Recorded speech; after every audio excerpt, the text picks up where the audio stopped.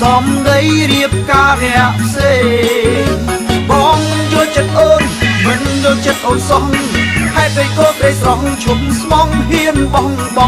ងដោយគ្មានអាឡ័យអូនណាម្ដេចធ្វើអញ្ចឹងខឹងបងរឿងអីនៅសុខម្ដេចក៏ស្រីទៅរៀបការនឹងគេឬមួយអូននាងឃើញកប៉ៅបងធូឃើញកប៉ៅគេ$10មែនក៏អីបានជាអូនរៀបការធ្វើជាហើយបងនេះស្ទើរខ្សែព្រោះខូចចិត្តខ្លាំងពេកអូនបានសន្យាថាពេលរៀបការនឹងមកតែពេលនេះចរណៃបងភ្លេចសំដីរៀបការរាក់ផ្សេងបងមិនយកចិត្តអូនមិនយកចិត្តអូនសោះហេតុអីក៏ក្ដីស្រស់ឈុំស្មងហ៊ានបងដោយគ្មានអាឡ័យអូយណូខូចចិត្តហើយ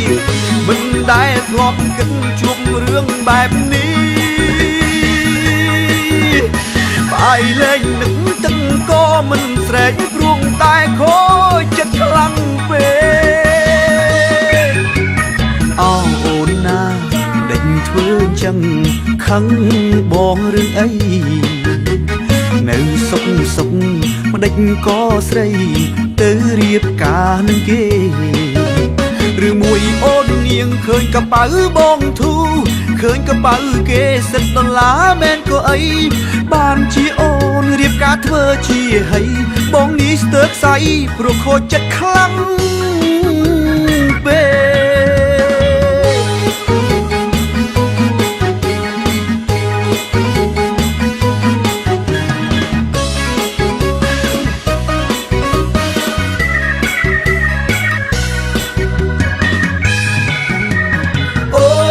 បានសន្យាថាពេលរៀបការនឹងមកតែពេលនេះចរណៃបងភ្លេចសំដីរៀបការរាក់ផ្សេងបងមិនយកចិត្តអូនមិនយកចិត្តអូនសោះ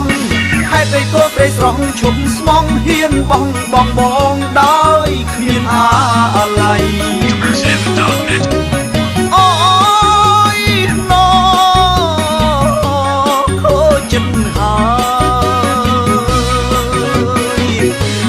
ដែលធ្លាប់គិតជួបរឿងបែបនេះ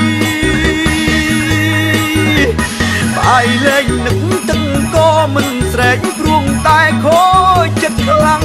ពេកខូចចិត្តហើយ